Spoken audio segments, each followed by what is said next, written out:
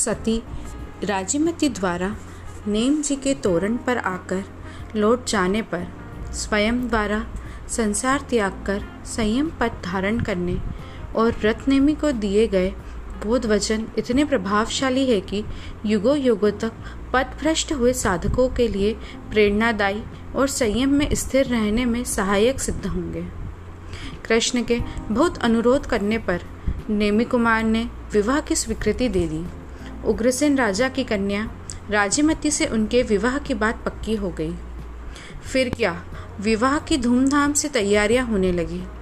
नेमी कुमार कृष्ण, बलदेव आदि को साथ लेकर हाथी पर सवार हो विवाह के लिए आए।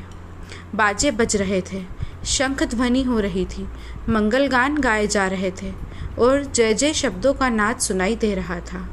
नेमी कुमार महाविभूति के साथ विवाह मंडप के नज़दीक पहुँचे। दूर से ही नेमी के सुंदर रूप को देखकर राजीमती के हर्ष का परवार न रहा। इतने में नेमी कुमार के कानों में करुण शब्द सुनाई पड़े। पूछने पर उनके सारथी ने कहा, महाराज, आपके विवाह की खुशी में बाराती लोगों को मांस खिलाया जाएगा। यह शब्द बाड़े में बंद पशुओं का है। नेमी कुमार सोचने लगे, इन निरपराध प्राणियों को मार कर खाने में कौन सा सुख है। यह सोचकर हृदय कपाट खुल गए। उन्हें संसार से विरक्ति हो गई। अपने सारथी से कहकर उन्होंने सभी पशुओं को मुक्त कराया।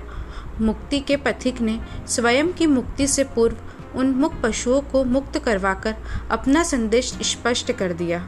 उन्होंने एकदम अपना हाथी लौटा दिया और घर जाकर उन्होंने अपने माता पिता की आज्ञापूर्वक दीक्षा ले ली। साधु बनकर रेवतक पर्वत, गिरनार, जूनागढ़ पर वे तप करने लगे। भगवान श्री नेमिनाथ ने सोरीपुर में श्रावण शुक्ल पक्ष षष्ठी को दीक्षा की प्राप्ति की और दीक्षा प्राप्ति के पश्चात 2 दिन बाद खीर से इन्होंने प्रथम पारणा किया था।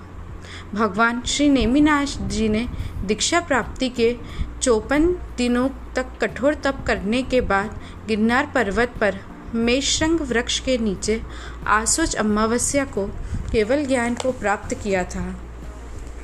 जब राजीमती को मालूम हुआ कि नेमिनाथ ने दीक्षा ग्रहण कर ली है तो उसे अत्यंत आघात पहुंचा। उसने बहुत विलाप किया, परंतु उसने सोचा कि इससे कुछ न होगा। अंत में उसने अपने स्वामी के अनुगमन करने का दृढ़ निश्चय कर लिया। नेमिनाथ के भाई रथनेमी को पता चला कि राजीमती भी दीक्षा की तैयारी कर रही है तो वे उसके पास जाकर उसे समझाने लगे, भाभी, नेमी तो वितराग हो गए हैं, अतएव उनकी आशा करना व्यर्थ है। क्यों न तुम मुझसे विवाह कर लो। राजीमती ने कहा, मैं नेमिनाथ की अनुगामिनी बनने का दृढ़ निश्चय संकल्प कर चुकी हूँ। उससे मुझे कोई नहीं डिगा सकता। एक दिन रथनेमी ने फिर वही प्रसंग छेड़ा। इस पर राजीमती ने उसके सामने खीर खाकर ऊपर से मदन फन खा लिया, जिससे उसे तुरंत वमन हो गया।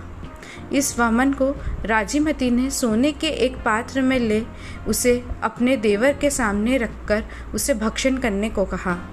उसने उत्तर दिया, भाभी, वमन की हुई वस्तु मैं कैसे खा सकता हूँ। राजीमती ने कहा, क्या तुम इतना समझते हो।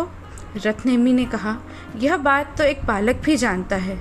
राजीमती ने कहा, यदि ऐसी बात है तो तुम फिर मेरी कामना क्यों करते हो। मैं भी तो परियक्ता हूँ। राजीमती ने रेवतक पर्वत पर जाकर भगवान नेमिनाथ के पास दीक्षा ले ली। कुछ समय बाद रथनेमी ने भी दीक्षा ग्रहण कर ली और वे साधु होकर उसी पर्वत पर विहार करने लगे। एक बार की बात है, राजीमती अन्य साध्वियों के साथ रेवतक पर्वत पर विहार कर रही थी। इतने में बड़े जोर की वर्षा होने लगी। सभी साध्वियाँ पास की गुफाओं में चली गई। राजीमती भी एक सुनी गुफा में आकर खड़ी हो गई। संयोगवश रथनेमी साधु भी उसी गुफा में खड़े होकर तप कर रहे थे। अंधेरे में राजीमती ने उन्हें नहीं देखा। वह वर्षा से भीगे हुए वस्त्र उतारकर सुखाने लगी। राजीमती को इस अवस्था में देखकर रथनेमी के हृदय में फिर से खलबली मच गई। उसने राजीमती से प्रेम की याचना की, परंतु राजीमती का मन डोलायमान न हुआ। वह स्वयं संयम में दृढ़ रही और अपने उपदेशों द्वारा उसने रत्नेमी को संयम में दृढ़ कर लिया। बाद में उग्र तप कर दोनों ने ही केवल ज्ञान को प्राप्त किया। तदुपरांत शुद्ध बुद्ध मुक्त हुए।